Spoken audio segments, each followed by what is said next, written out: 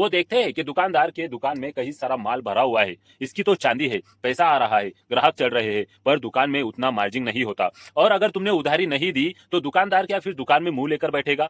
उसे ग्राहकी करना है, उसके दुकान पर कोई कस्टमर आए तो उसे माल देना है, इसलिए वो किसी से उधार लेगा, किसी से कर्जे से पैसे निकालेगा या फिर कोई लोन लेगा, पर दुकान में माल। हाय दोस्तों, तो आज बात करेंगे दुकान के सक्सेस के बारे में।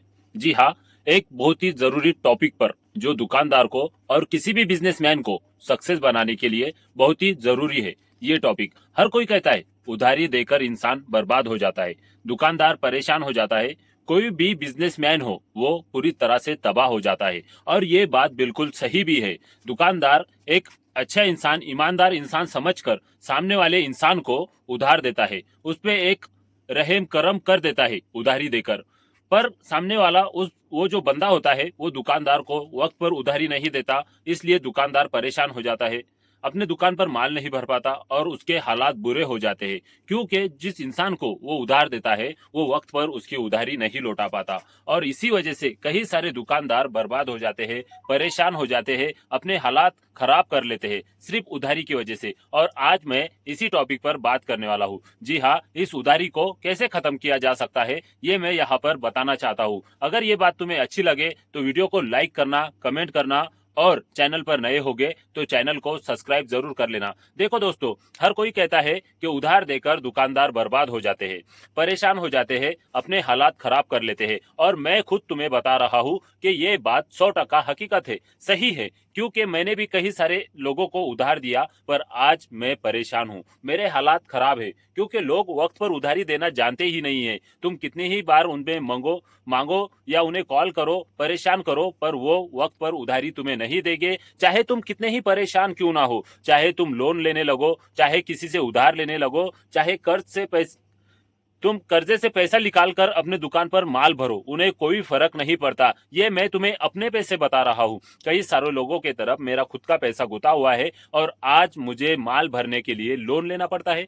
फिर ऐसी दुकान चलाकर क्या फायदा? और सबसे बड़ी बात, ऐसे लोगों को उधार देकर क्या फायदा जो वक्त पर हमारे काम नहीं आते, जिनकी मजबूरी हमने समझकर उन्हें उधार दिया, वो आज हमारी मजबूरी नहीं समझ सकते। हमें भी मार्केट से माल लाना पड़ता है, हम एक दूसरे को पहचानते हैं, पर मार्केट वाले कभी किसी को जानते नहीं, पहचानते नहीं, ये बात को वो नहीं समझते। दुकानदार कई बार रोता है, पछताता है, उन्हें अपने हालात दिखाता है, समझाता है, पर वो समझने को तैयार नहीं। वो देखते हैं कि दुकानदार के दुकान में कहीं सारा माल भरा हुआ है, इसकी तो चांदी है, पैसा आ रहा है, ग्राहक चल रहे हैं, पर दुकान में उतना मार्जिन नहीं होता। और अगर तुमने उधारी नहीं दी तो दुकानदार क्या फिर दुकान में मुंह लेकर बैठेगा?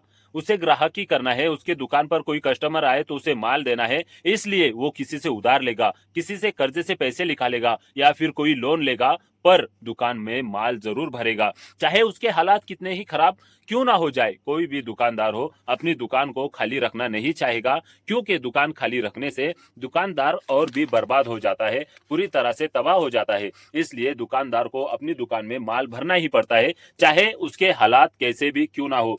तो यहाँ पर मेन बात यह है कि उधारी से बचो दोस्तों, उधार देना बंद कर दो। अगर तुम नई शॉप डालना चाहते हो या कोई नया बिजनेस करना चाहते हो जहां पर उधार जाता हो, तो उस उधारी को बंद कर दो। और उस उधारी को बंद करने का एक ही मंत्र है, और वो मंत्र है ना बोलना सीखो। हमें ना बोलना नहीं आता। मेरी सबसे बड़ी मजबूरी ये है, सबसे गंदी और बुरी आदत ये है कि मुझे भी ना नहीं बोलना आता। और जिसे ना बोलना नहीं आता वो धंधे में, कोई भी बिजनेस में सक्सेस नहीं हो सकता। हाँ मेरे दोस्तों, ये मैं तुम्हें अपने आप पे से बता रहा हूँ। तुम्हें दोस्ती की फिक्र सताएगी, तुम्हें बाजू वाले की फिक्र सताएगी, तुम्हें इसकी उसकी सबकी फिक्र सताएगी, और तुम फिर ना नहीं बोल पाओगे। पर फिर तुम अपने ना बोलने की वजह से एक दिन बर्बाद हो जाओगी। सिर्फ तुम अपने अगर हाँ ही कहते रहोगे तो तुम एक दिन बर्बाद हो जाओगे, ये मैं लिख कर देता हूं, क्योंकि आज मेरे जो बुरे हालात है ये मेरी हाँ की वजह से। अब मैं सोचता हूं काश उस दिन वो मुझे पूछ रहे थे उधार दे दो, मेरी ये परेशानी है, वो परेशानी है, मैं उनके परेशानी के बारे में ना सोचकर उन्हें सीधा ना कह देता,